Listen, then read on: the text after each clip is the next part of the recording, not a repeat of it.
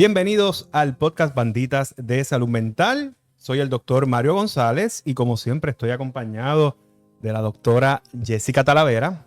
El tema que vamos a cubrir hoy es un tema muy importante para la salud mental y la salud en general, y es el tema del sueño. Y para hablar un poco más de detalle de esto, contamos con un invitado especial. Nos acompaña hoy el doctor Manuel Sánchez. Manuel Sánchez es psiquiatra, recién graduado, acabito de salir del horno, ¿ah? Así es. Que ya está comenzando su carrera, ¿no? Y se queda por paréntesis, se queda en Puerto Rico. Es uno de los que se queda en Puerto Rico. Mira, para que salga en las primeras planas, que eso es importante. El doctor Sánchez estudió en mi alma mater. Es graduado de la Universidad Central del Caribe de Medicina y de la Ponce Health Science, no sé cómo se llama ahora, antes era la Escuela de Medicina de Ponce, que es el mismo programa que yo hice de residencia. Así que bienvenido, doctor Sánchez. Gracias por tenerme aquí compartiendo con ustedes y discutir el tema. Bien, y el doctor está haciendo su debut hoy en YouTube, así que es un placer tenerlo con nosotros. Hubo una historia, yo conocí al doctor Sánchez hace como 6 años más o menos, ¿verdad? Porque 5 o 6 años atrás, el doctor Sánchez en su rotación de tercer año de psiquiatría en Escuela de Medicina rotó conmigo. Yo sé que siempre le interesaba la psiquiatría.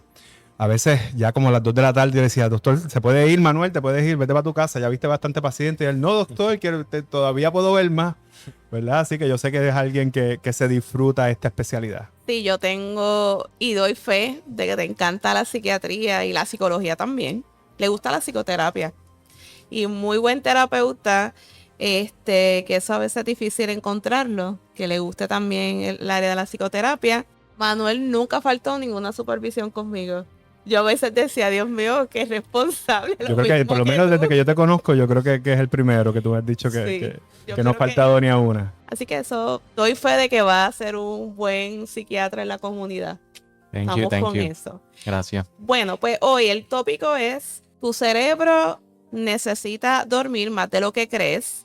Para aquellas personas que les guste leer, como a mí, hay este libro que se llama Why We Sleep. Está muy bueno porque tiene todas las investigaciones e información de los últimos años e inclusive información de qué ocurre cuando soñamos, qué pasa con el cerebro. E interesantemente el autor, y esto lo vamos a estar hablando, indica que necesitamos muchas horas más para dormir que menos. Y hoy día, pues con la tecnología, pues ¿qué está ocurriendo? Vivimos en una cultura que admira la productividad. Queremos que hacer muchas cosas. Tenemos los teléfonos inteligentes, el televisor, entre otras tantas cosas. Y esto está afectando nuestra salud mental.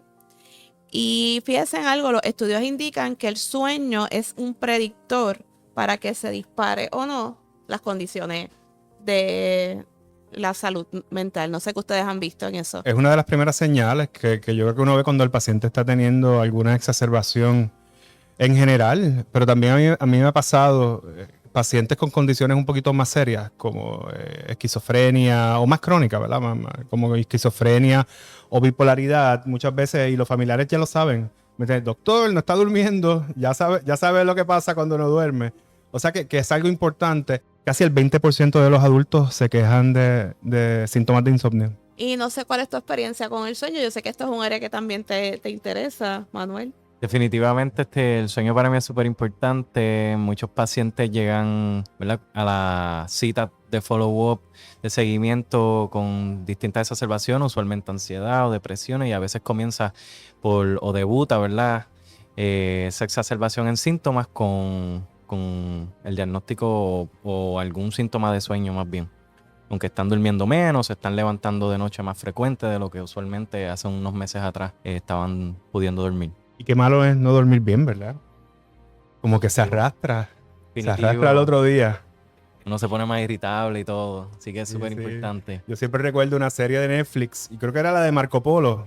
Una escena que fue, uno de los personajes estaba con insomnio, era de madrugada, y el personaje dice, el insomnio es la maldición de la adultez, ¿verdad? Porque cómo eso puede, yo lo veo más que es molestoso y cómo eso puede afectar realmente distintos renglones de nuestro funcionamiento, de nuestra salud. Mi abuela estaría de acuerdo con eso porque eso es de lo más que se quejan, bendito, lo de las personas mayores de la tercera edad, el insomnio es lo primero que te traen. Casi todos los pacientes, tú lo ves bien común. Y entonces, ¿por qué dormimos? Sabemos que es un proceso biológico que es completamente normal, que es importante para la salud y para nuestro cerebro. E interesantemente, que Mario lo vas a explicar ya mismito, cuando dormimos estamos organizando nuestras memorias del día, regulamos emociones, importante para la regulación de las hormonas, para el sistema inmunológico y nos ayuda a prepararnos para el siguiente día. Dormir, para que ustedes tengan una idea, es tan importante como comer, respirar o hacer ejercicios. Estaba viendo en estos días un reel que me salió y de esta influencer que trabaja mucho el área del sueño y ella hablaba, te alimentas bien, haces ejercicio, pero si no estás durmiendo bien, no estamos haciendo nada porque ahí es que se regulan muchas de estas áreas. Y entonces este libro que les hablé, The Way We Sleep, habla que tenemos 4 funciones principales del sueño. Hay muchas más, pero vamos a dividirlas en 4. Número 1, consolida la memoria. Es decir, cuando estamos durmiendo, todo lo que nos ocurrió en el día, lo estamos procesando. Por eso yo le digo a los estudiantes, después de estudiar, acuéstate a dormir, porque vas a consolidar esa información. De hecho, yo lo hacía mucho cuando estudiaba. Todavía cuando voy a dar presentaciones, leo y me acuesto a dormir y me veo soñando con lo que acabo de leer. Y cuando estoy soñando y me despierto, digo, perfecto, consolidé la memoria. Sí, y las veces, pero yo recuerdo las veces con la medicina que no dormí. Estuve estudiando toda la noche sin dormir, realmente los resultados no fueron los mejores. No, yo siempre tenía que estudiar y dormir para que fueran los resultados buenos. Y a eso hay algo que ustedes le llaman la potenciación a largo plazo. Eso es uno de los procesos neurológicos que se dan dentro de las etapas del sueño. Cuando yo hablo un poquito más en términos de la estructura, ¿no? Del ciclo del sueño, ahí doy un poquito más de detalle de cuál es la función de cada una de las fases. Ok, también otra de las áreas, regula las emociones. No sé si les pasa, si no dormimos bien, al otro día estamos irritables, ansiosos, tenemos más dificultad para manejar el estrés, es como nos sentimos agotados. Para nosotros que nuestro trabajo bendito es prestar atención, no hay esto de amanecernos hasta tarde, porque si te amaneces hasta tarde, al otro día no le prestamos atención a los pacientes. Manuel se ríe. Definitivamente. ¿Te pasaba eso en residencia? Me pasaba. Había que descansar. Hay que descansar, no, definitivo, porque nuestro trabajo es prestar atención. La tercera favorece la creatividad, porque cuando está el sueño en REM del cerebro, que yo sé que Mario lo va a discutir, también el cerebro está haciendo conexiones neuronales y unas áreas del cerebro se están interconectando, por lo que esto puede ayudar a tener soluciones. Por eso es que cuando la gente que tiene problemas y se levanta dice, ok, ya tengo la solución, es que se procesó mientras dormían y por eso es que tienen las soluciones al otro día. Y por último, también repara el cuerpo, es decir, fortalece el sistema inmune mientras se duerme, regulamos la hormona, ayuda al metabolismo y también favorece la salud cardiovascular. Y yo no sé ustedes qué piensan, pero las personas que duermen menos típicamente suelen tener más condiciones y se deprimen más. No sé, la observación de ustedes clínica. Manuel. Definitivamente, de hecho, el sueño es uno de los criterios de depresión, de los 9 criterios, igual de ansiedad. Así que el sueño es algo que no se debe tomar como algo, ¿verdad? Que es superficial, sino que puede ser un indicador importante. Y el sueño es esencial para el balance del cuerpo, ¿verdad? Esta homeostasis, ¿no? De todos los procesos y sistemas. Para los niños y adolescentes también, ¿verdad? Que eso es algo esencial. Otro dato que yo creo que es interesante de cómo ha cambiado el sueño a través de los años es que antes de la industrialización y antes de la disponibilidad de energía eléctrica, el sueño se daba en 2 fases.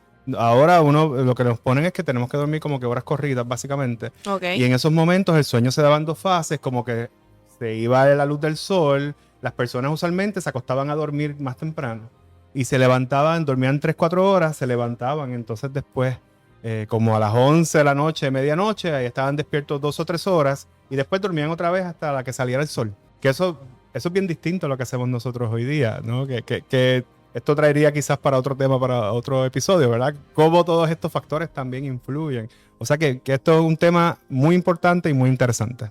Y siguiendo esa línea, mucho de esto tiene que ver porque el cerebro tiene dos grandes sistemas que controlan el sueño. Estamos hablando del ritmo circadiano, que es bien importante, y la presión del sueño, que es estar despierto durante el día y activos para poder dormir. Ciclo circadiano es el que hemos dañado nosotros hoy día. No sé si alguno de ustedes quiere hablar un poquito de lo que es esto del ciclo circadiano. Manuel, ¿te anima? ¿Sabes? Anima. Ajá, dale, vamos. El ritmo circadiano es básicamente ese reloj biológico que ya viene incrustado en el cuerpo humano, ¿verdad? De que por el día es hora de levantarse, producir, trabajar, etcétera, estudiar. Ya pues cuando está cayendo el sol y la noche, pues vamos a descansar. Esas es básicamente las señales. Y se supone, ¿verdad?, que ese es el ciclo circadiano como tal. Si vemos en condiciones de condiciones de trastornos de neurocognitivo y demás, que este ciclo circadiano a veces se afecta.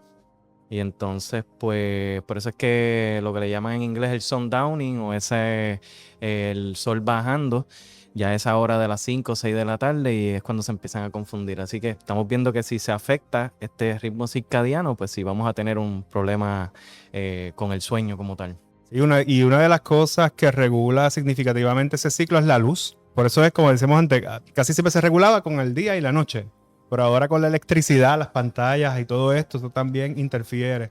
Otro dato interesante es que en la adolescencia este reloj biológico, este ciclo se altera, está más atrasado. Por eso es que es bien común que los adolescentes se tarden más en ir a dormir. Porque es como que hay un desfase, hay un cambio. Y tiene que ver con el desarrollo del cerebro y con todos los cambios que se dan por la adolescencia.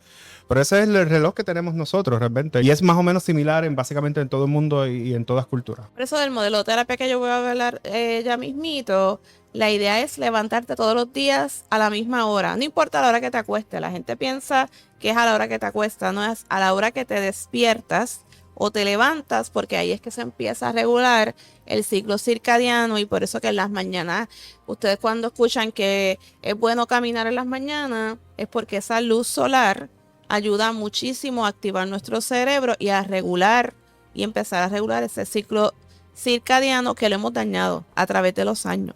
Que eso es una parte importante y algo que tiene que ver entonces, Mario, no sé si esa parte la quieres discutir, con lo que tiene que ver con adenosina y melatonina, que son parte de lo que ustedes trabajan luego con los medicamentos. La adenosina y la melatonina son dos de los factores que regulan, ¿verdad? Básicamente, cuando ellos tienen que aumentar y disminuir a través del ciclo circadiano y eso es lo que ayuda a que uno no dé sueño. Realmente, como que se van acumulando a través del día, ya cuando llega la noche, por eso es que básicamente, por eso que no da sueño. Y por eso es que una de las cosas que vamos a hablar, quizás la melatonina es uno de los suplementos naturales que se utilizan para ayudar a dormir a las personas. Eso es básicamente lo que regula de forma biológica todos estos ciclos y patrones del sueño. Y entonces, Mario, ¿verdad? Creemos que cuando estamos dormidos, estamos descansando, pero el cerebro sigue trabajando. ¿Qué es lo que ocurre durante la noche? Pasan tantas cosas en el cerebro que uno pensaría, ¿verdad?, que no pasa nada, pero el cerebro realmente está funcionando todo el tiempo. En la forma que se da nuestro patrón de sueño, nosotros podemos dividirlos en distintas fases, que se le llama N1, N2, N3 y la fase REM. Dentro de esta fase pasan distintas cosas. Una forma de visualizarlo es como unos escalones, ¿verdad? No sé si alguno de ustedes alguna vez ha hecho ejercicio en una máquina de cardio y pone los ejercicios de subir como que cuesta, como que hills, y te dan como que estos escalones, ¿verdad? Y unos más empinados. Eso es una forma, y cada vez que uno sube y baja es un ciclo. Por ejemplo, la primera fase, pues uno está despierto, tú te acuestas a dormir, estás ahí entre despierto y dormido, ahí comienza la fase N1. Es la menos frecuente de todo el sueño. Dura aproximadamente un 5% del periodo que estamos dormidos.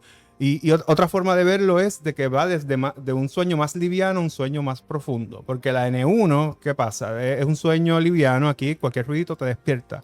Y entonces empiezan a dar cambios en el cuerpo. Empieza a bajar un poquito la temperatura corporal, empieza a bajar un poquito el pulso y el ritmo cardíaco. Después de esa caemos en la N2, en la segunda fase.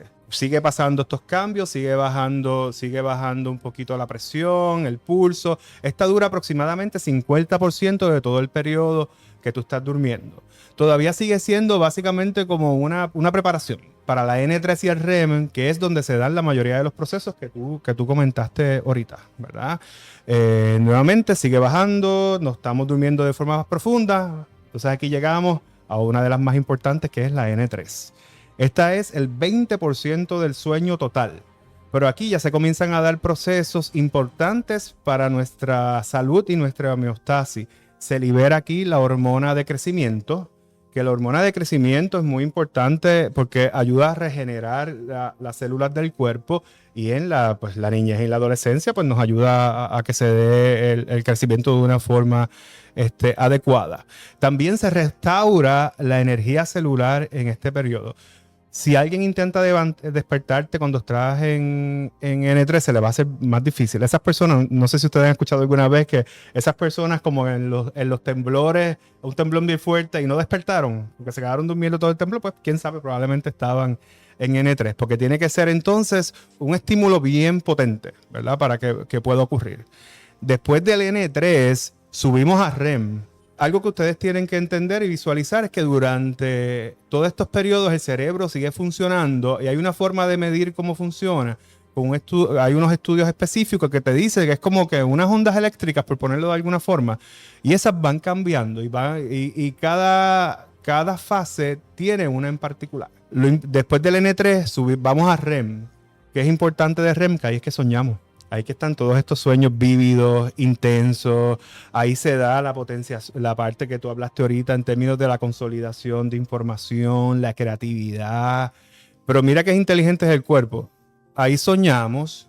Como están pasando todas esas cosas, si medimos las ondas del cerebro, es casi como si estuviéramos despiertos. No hay gran diferencia. Pero ¿qué pasa? Tú estás soñando, sueñas que estás jugando baloncesto, por ejemplo, pero el cuerpo compensa y los músculos están bien relajados. Porque si no, imagínate, estarías tú moviéndote, y si, por ejemplo, a veces por la noche yo recibo patadas por la noche, quizás es parte de eso, que ese REM quizás no está funcionando bien porque hay movimientos, ¿no? Y entonces el REM es de un 20 a un 25% de todo el sueño. ¿Qué pasa? Cuando se dan todos estos procesos y cada vez que termina, eso es un ciclo. Para nosotros tener una buena calidad de sueño necesitamos aproximadamente de 5 a 6 de esos ciclos. Okay. Y a medida que seguimos en la noche, hay momentos que te vas a despertar. Eso es normal. La mayoría de las veces es tan rápido que uno no se da cuenta. Pero es común que uno se despierte y va cambiando un poco. Por ejemplo, la tercera fase al principio dura más tiempo y después va a durar menos a medida que pasa la noche. Ese es el sueño profundo. El sueño profundo. Okay. Y el REM se supone que primero sea menos y después sea un poquito más a medida que pasen las horas. Y eso es lo normal. Y por eso también el sueño más profundo viene en la segunda mitad de tu sueño. Quizás por eso el sueñito más profundo y más bueno es como a las 4, 5, 6 de la mañana, justo antes de irnos a trabajar, ¿no? Que me imagino que les ha pasado a ustedes. Y es por eso, porque es el sueño más profundo, y al final del día ese sueño más profundo es el más restaurador. Y las personas pues tenemos que pasar por todo eso. Los adultos necesitamos de 7 a 9 horas sueño diaria. Según las guías, ¿no? Según las guías. Mientras más joven es la persona, más horas de sueño usualmente necesita. Ya después de los 65 baja un poquito a 7, 8 horas, que baja un poquito, pero como quieras, si tú vienes a ver, realmente no hay una diferencia significativa. ¿Cuál ha sido mi experiencia con pacientes mayores que al final del día como que el sueño es un poquito más liviano? Como que esa fase 3 y el REM a veces quizás le dura un poquito menos. Y algo que tú vas a comentar ahorita, que aquí también los ciclos son bien importantes, que debemos cumplir, que se dé de esa forma para nosotros tener realmente un sueño restaurador. El reto que tenemos nosotros como profesionales de la salud mental es que realmente muchas personas no llegan a tener un sueño restaurador por distintas razones. Y no sé qué tú piensas, Manuel, pero algo que yo he visto mucho en la práctica recientemente es diagnósticos de apnea del sueño. ¿Ha pasado eso durante tu entrenamiento? Definitivamente, trastornos vamos a suponer de depresión que incluyen, ¿verdad?, criterios de sueño o de insomnio. Tú tratas la depresión y demás y todavía el sueño como que no mejora, o incluso a lo mejor toda la sintomatología de depresión o de ansiedad no está mejorando. Siempre hay que tener esa parte clínica, ese ojo clínico ahí pendiente en el tintero, como que esto no sea otra condición, como un trastorno médico bien común. Hay un estudio que habla que se estima, ¿verdad?, que alrededor de 1 billón de personas sufren de este trastorno en el planeta. Hay 3 tipos en realidad de apnea de sueño. Está la apnea obstructiva del sueño, la apnea central del sueño y la tercera viene siendo la apnea del sueño mixta. La más común viene siendo la apnea obstructiva del sueño, que básicamente, ¿verdad?, el paciente o la persona tiene unas estructuras en el cuello anatómicas que son más flácidas, más blandas, y cuando el paciente se acuesta a dormir, pues por gravedad, ¿verdad?, obstruyen la vía respiratoria. Esa viene siendo la más común.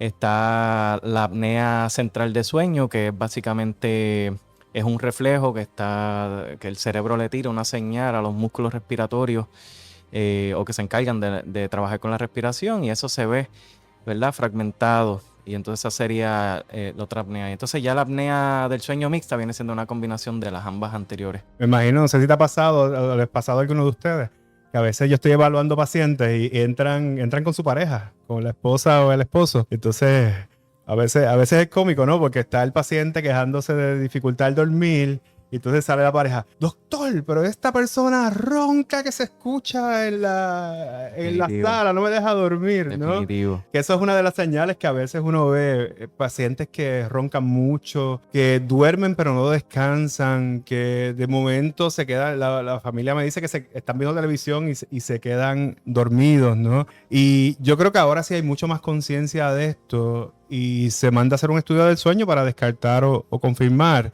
Que mucha gente le dice el hotel donde vamos a dormir, porque muchos de estos lugares están bien equipados, ¿no? Y desde ahí se determina, se confirma o no. Y entonces, si el paciente tiene apnea del sueño, se le recomienda el tratamiento, que entre uno de ellos es CPAP, la maquinita de CPAP. Me imagino que has escuchado muchas historias de pacientes que no se acostumbran al CPAP. Definitivamente no son adherentes a la máquina porque la encuentran incómoda. Ahora mismo, ¿verdad?, hay distintas máscaras. De las más comunes que dan es una que te cubre básicamente la boca y la nariz, y ellos indican que esa es de la más incómoda y acostumbrarse. Hay otra que en realidad es un poquito más, diría, más simplística, te cubre la nariz, sube hacia arriba y demás. Tiende a mejorar algo, pero aún así, como quieras, ellos se quejan de que no es tan cómodo. Una recomendación que yo le he dado y que he visto que muchos pacientes me han dicho que les ha funcionado es que la utilicen por el día, aunque no vayan a dormir. Y entonces mantengan eso, ¿verdad? Acostumbrar a la cara, a esa incomodidad, por decir, y para que cuando llegue la noche pues se les haga más fácil. Y algo para las personas que nos ven o nos escuchan, algo importante de entender del reto de la apnea del sueño es que dentro de esas dificultades a respirar, al dormir, ¿no? Que básicamente nos quedamos episodios que básicamente no respiramos, ¿no? No llega oxígeno suficiente al cerebro.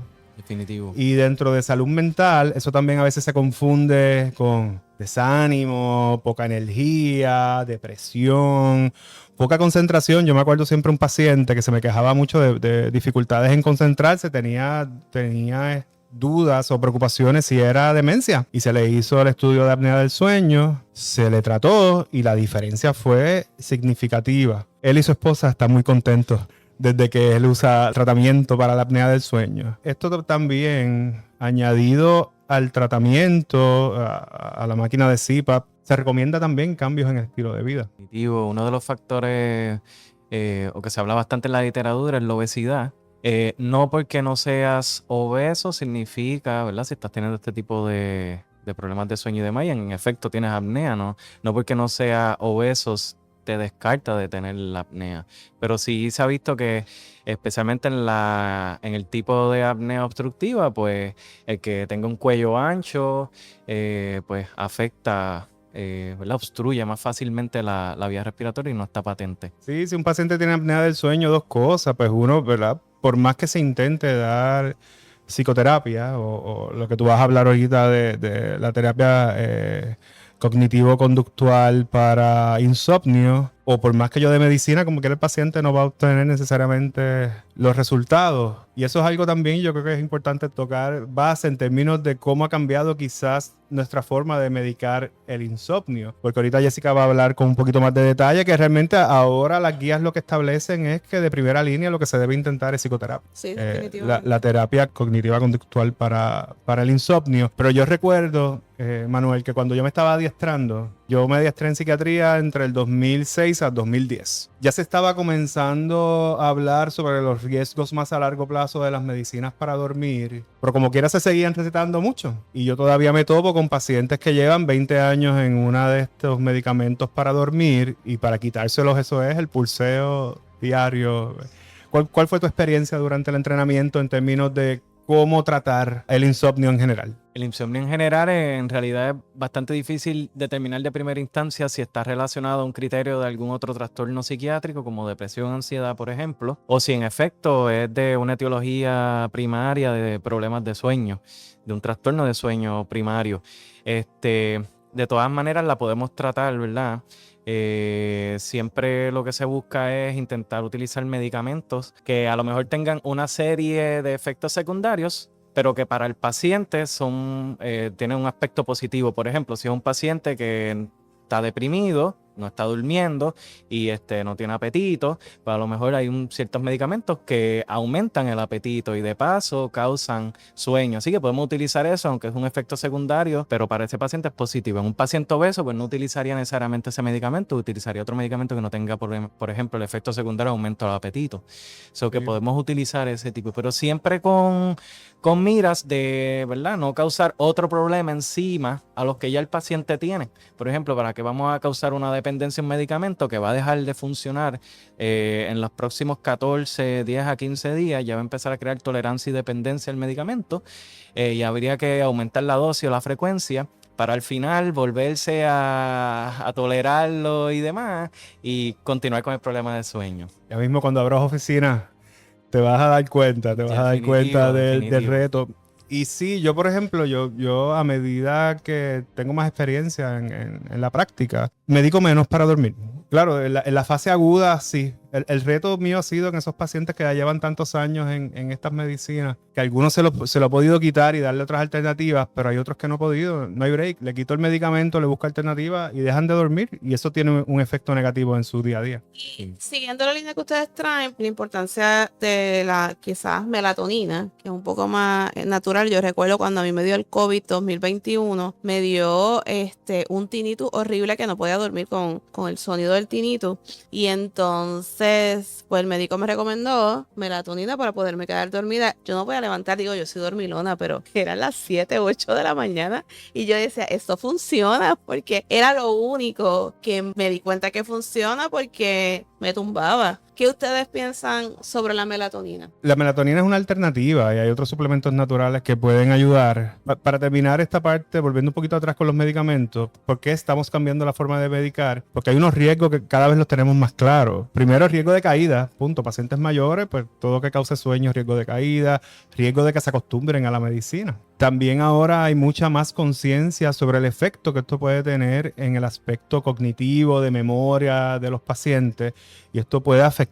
Los suplementos naturales sí pueden ayudar, pero realmente si tú vienes a ver las guías, ninguna medicina se recomienda para control a largo plazo del insomnio. Casi todo básicamente es a corto plazo, y aquí viene el valor de la terapia que tú vas a explicar más detalles más adelante. Si es una opción, hay estudios que dicen que puede ayudar, pero como todo, a mí no me gustaría que ninguno de mis pacientes dependa de esto a largo plazo. ¿Cuál ha sido tu experiencia? ¿Qué te dijeron en la residencia de esto? Definitivamente debemos de intentar no utilizar los medicamentos hipnóticos a largo plazo.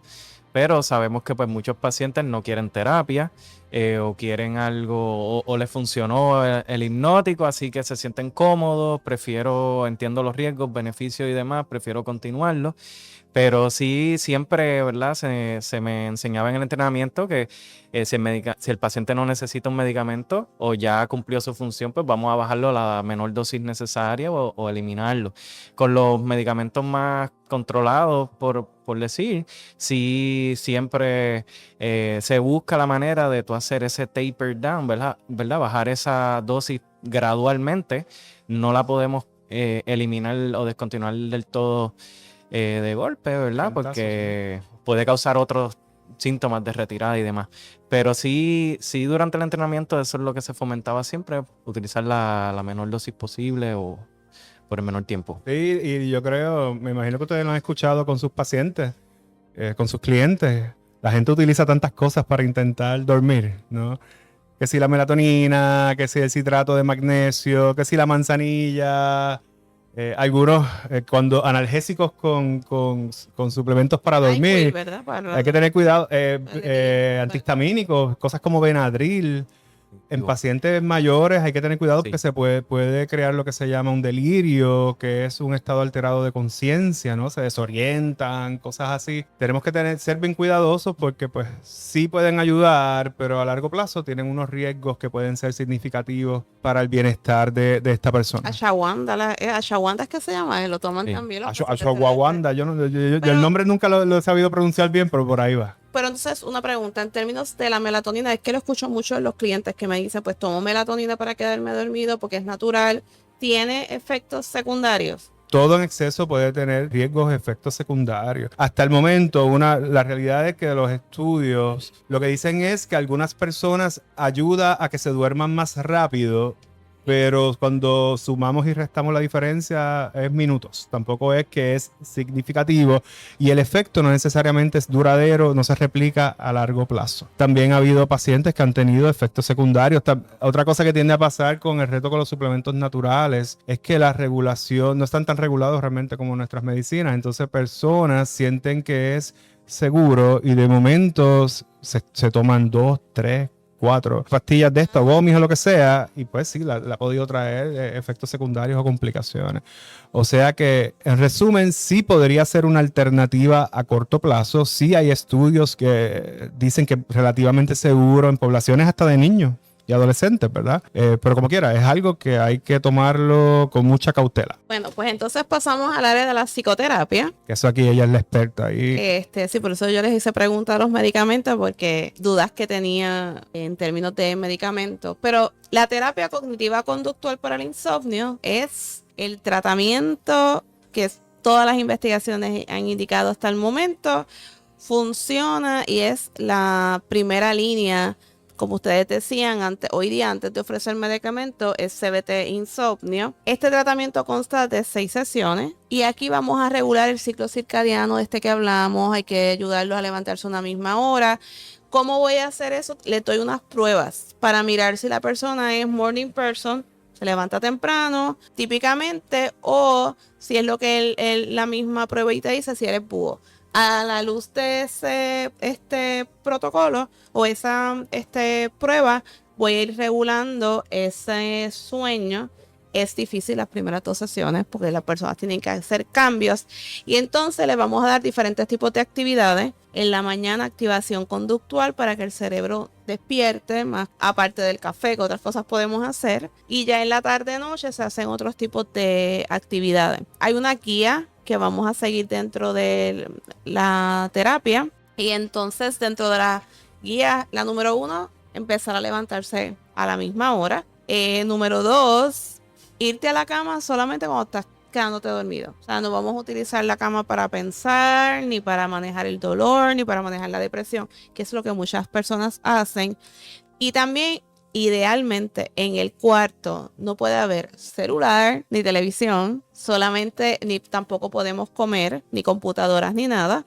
Solamente vamos a utilizar el cuarto para dormir, para que entonces el cerebro asocie ese espacio con dormir. Se recomienda poner la luz bien bajita, suavecita, no estas luces blancas. Y es interesante porque a veces las personas nos enfocamos más en ordenar otras áreas de la casa y los cuartos El cuarto. es el más que está desordenado. Manuel. Y entonces hay que ayudar entonces a reestructurar de qué color está pintado el cuarto. También vamos a ayudar a las personas. Hay algo que se llama el white noise. O sea, ¿se saben lo que es el white noise? Entonces, nosotros tenemos white noise. Nosotros tenemos white noise en cada esquina de nuestra casa. Sí. Y si van al instituto, van a ver las máquinas de white noise Todos en el lados instituto. tenemos white noise y cuando viajamos nos llamamos white noise porque ya estamos acostumbrados. Es como ruido blanco, sería en español. Es como un ruido, hay distintas formas, pero ese ruido puede ayudar a bloquear cosas de afuera El y sonido de de cierta afuera. forma ayuda. Es como gente que no puede dormir sin el abanico. Sin el ruidito del abanico, pues nosotros utilizamos eso. Y entonces, ¿qué más enseñamos? ¿Qué hacer si no puedes dormir? Si puedes hacer actividades, es salir de la cama, pero no es irte a ver televisión ni tampoco ver el celular, pero no te vas a acostar a dormir, así que lo vamos explicando. Si padeces de insomnio, no se recomienda tomar siestas. Muchas personas que tienen problemas de insomnio deciden dormir cuando tienen un poquito de sueño y eso no los va a ayudar a poder dormir durante la noche. ¿Y vas a comentar algo? Sí, que eso es algo que lo hacen mucho los pacientes. Me pasa mucho que siempre les recomiendo que si es siesta, un power nap de recuperación de media hora quizás, pero si de momento tengo el paciente que me duerme 3-4 horas durante el día, pues claro que a las 9, 10, 11 de la noche probablemente no tiene sueño. Y yo entiendo que una de las recomendaciones es que la persona no duerma, ¿no? Que vaya cada vez tolerando más tiempo sin dormir para ayudar a otra vez a caer en el ciclo. Exactamente. Y lo otro que conoce como el buffer zone es para cuando no puedes dormir, a dónde vas a ir y ahí le enseñamos diferentes técnicas que vas a hacer mientras estés en el buffer zone. Tenemos algo que se llama el worry plant. Estas personas que se preocupan mucho, que empiezan a hacer rumiación al momento de acostarse a dormir, se les enseñan técnicas para hacer esa rumiación y el cómo la van a hacer antes de irse a la cama, no utilizar la cama para pensar. ¿Eso se tiene que hacer en otro cuarto o puede ser dentro del cuarto en un otro asiento, cuarto. en otro lugar que no sea En el otro cuarto? cuarto porque si no lo vas a asociar. Tienes que ver el cuarto como tu espacio para dormir. La realidad que yo llevo muchos años sin televisor en el cuarto, muchos años, y mis hijos nunca han tenido televisor en el cuarto, y yo creo que eso ayuda a que las personas se desconecten y a no entretenerse. Claro, ahora con los teléfonos y las tabletas y las computadoras traen otros retos, ¿verdad? Pero eso es algo que a mí nunca me ha gustado tener televisor en el cuarto. Idealmente es no despertarte con la alarma del celular y dormir con el celular, que el celular esté fuera del cuarto. Eso es difícil para muchas personas, incluyendo aquí a Mario. Bueno, que pero lo tengo ahí si me bregando. ponen una alarma como si fuera una ambulancia a las 5 de la mañana, pues yo prefiero cuiditos del No, tenemos para lo que nos está escuchando, vienen alarmas que te presentan el amanecer. La luz. La luz, pero eso es lo que despierta a Mario. Es una alarma que va poco a poco. Si tú te quieres levantar a las 6 de la mañana, a las 5:30, empieza a prender la lucecita. Poco a poco te hace como si fuera el sol saliendo y todo. Y empiezan a sonar pajaritos. Y entonces Mario no le gusta, lo detesta. Y yo los lo amo. pajaritos, siento que estoy como en el Amazonas, en una jungla llena de pajaritos. No, pero hay diferentes maneras. Y por último, miramos mucho las horas en que la persona hace ejercicio. Los ejercicios también nos ayuda a regular también ese ciclo circadiano, la alimentación, cuándo consumir alcohol, no antes de acostarte a dormir. Y mucha gente utiliza el alcohol para quedarse dormido. El problema es cuando ese alcohol empieza, ¿cómo se llama esto? El alcohol altera el ciclo, ¿no? Del Altera el sueño, ciclo del sueño. Altera el ciclo del sueño. Que por eso es que y algunas medicinas también, ¿verdad? Que por eso es que no se recomienda que se utilice para esas cosas. Así que hacemos una evaluación también de todos los medicamentos, los alimentos, a qué hora toma cafeína o alimentos que tome con cafeína. Hay muchos alimentos que tienen cafeína y la gente no lo sabe. Sí, todo eso lo hacemos dentro de esta terapia. Si esta terapia te interesa, es bueno que sepas que en el Instituto Clínico González y Talavera contamos con ella. Y si no puedes, ¿verdad?, visitarnos, tenemos las banditas para el sueño. Aquí están. Y estas banditas son 50 técnicas que están basadas en la terapia cognitivo-conductual para el insomnio, y dentro de ella tienes rutina, lo del horario del sueño que les expliqué, lo que es el control de estímulos, manejo de pensamientos, qué hacer si no puedes dormir, técnicas de relajación y las técnicas de higiene del sueño. La idea es que con pequeños pasos y cambios puedas dormir mucho mejor. Y están disponibles en www.banditas.net. Y en el instituto, en la suite 605 de la Torre Médica San Pablo en Bayamón y en Bambola, en Atorrey. también. Así que yo creo que con esto hemos terminado este episodio. Gracias, doctor, por Gracias. ser valiente y estar aquí con nosotros. Ya, viste, te graduaste. Gracias por hacer el Gracias. debut con nosotros aquí Claro que sí. en Banditas de Siempre. Salud Mental. Hizo el Gracias. debut definitivo. Así mismo, así mismo. Gracias por la invitación, sí. Y hasta aquí este episodio del podcast Banditas de Salud Mental. Si desean más información sobre nuestros servicios clínicos, pueden visitar la página web www.gonzalezitalavera.com para obtener información sobre nuestras líneas de productos para la salud mental, www.banditas.net.